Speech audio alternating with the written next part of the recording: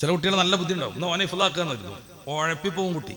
ഹിഫ്ളാവുക എന്നുള്ളൊരു ട്രെൻഡായിട്ട് മാറിയിട്ടുണ്ടല്ലോ ഇപ്പോഴത്തെ കാലത്ത്. ആൺകുട്ടിയാവട്ടെ പെൺകുട്ടിയാവട്ടെ ഹാഫിളാവണം എന്നുള്ളതാണ് പ്രധാനപ്പെട്ട ഒരു സംഗതി. അങ്ങനത്തെ ഗുണപ്രദമല്ലാത്ത മോഹമൊന്നും ആർക്കും ഉണ്ടാകാൻ പാടില്ല. ഹാഫിളാവണീന് ശ്രേഷ്ഠതല്ലേ ഉണ്ട്. മോൻ ഹാഫിളായി കിട്ടിയ വലിയ സന്തോഷമല്ലേ, ആണ്, അതിലൊന്നും ഒരു തർക്കമില്ല. പക്ഷേ ഈ കുട്ടി ഹിഫ്ദിന് പറ്റുമോ എന്നുള്ളത് അത് സംബന്ധമായി വിജ്ഞാനമുള്ള എക്സ്പേർട്ടുകൾ പരിശോധിക്കണം. ആദ്യം തന്നെ ഹിഫ്ളാക്കണം നേർച്ചയാക്കി ഓനെ കൊണ്ടുപോയി എവിടെ ഒരു സ്ഥാപനത്തിൽ തള്ളിയിട്ടു. അങ്ങനെ കുട്ടി 2-3 കൊല്ലം ഉഴപ്പി, കുറേ തല്ലും കിട്ടി, അടിയും കിട്ടി, വഴക്കും കിട്ടി.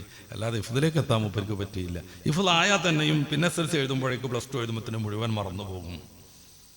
അപ്പോൾ അവിടുത്തെ മോന് ഹാഫിളായി, ഇപ്പുറത്തെ മോനും ഹാഫിളായി, ജ്യേഷ്ഠൻ്റെ മോനും ഹാഫിളായി, എൻ്റെതും ആവണം എന്നുള്ളതല്ല രീതി. എൻ്റെ മോൻ അതിന് പറ്റുമല്ലേ എന്നുള്ളത് ആലോചിക്കണം. ബുദ്ധിയില്ല എന്നല്ല ഞാൻ പറയണത്. ബുദ്ധി ഒരു ശേഷിയാണ്, ഹിഫ്ള് മറ്റൊരു ശേഷിയാണ്. പെൺകുട്ടികളൊക്കെ നോക്കുമ്പോൾ അവർക്ക് ഹിഫ്ളാക്കാനുള്ള സിദ്ധി കൂടുതലാണ്. അതുകൊണ്ടാണ് SSLC പരീക്ഷ വരെ പണ്ട് റാങ്ക് വരുന്ന കാലത്തൊക്കെ പെൺകുട്ടികളെ ഫോട്ടോ ഉണ്ടാവുക. അവിടെ നിന്നാണ് മാറിയിട്ട് ഒരു എഞ്ചിനീയറിങ് മറ്റു തലത്തിലേക്ക് എത്തുമ്പോഴത്തേനും ഇങ്ങനെ രൂപം മാറും. പിന്നെ ആൺകുട്ടികളെ മികച്ചു നിൽക്കുക. പൊതുവെയാണ് ഞാൻ പറയുന്നത്. എന്തുകൊണ്ടത്? ഈ കാണാതെ പഠിക്കുന്ന സിദ്ധി കൂടുതൽ അവർക്കാണ്, ഏകാഗ്രത അവർക്കാണ്, മറ്റു ശൂലമൊന്നും ഇല്ലാത്തതും അവർക്കാണ്. ആൺകുട്ടി പലജാതി പരിപാടിൻ്റെ അടിയിലായിരിക്കും ഇതൊക്കെ നോക്കുന്നത്. അതുകൊണ്ട് ഹിഫ്ളിന് അവന് വലിയ കഴിവുണ്ടാവില്ല. എല്ലാവരും അങ്ങനെയാണെന്നല്ല പറയണത്. ഹിഫ്ളൊന്ന് വേറെയാണ്, ബുദ്ധി ഒന്ന് വേറെയാണ്. അപ്പോൾ ഹാഫിളാക്കണം എന്നൊക്കെ മോഹം ഉണ്ടെങ്കിൽ അതിന് പറ്റുന്ന കുട്ടികളെ മാത്രം ആക്കുക.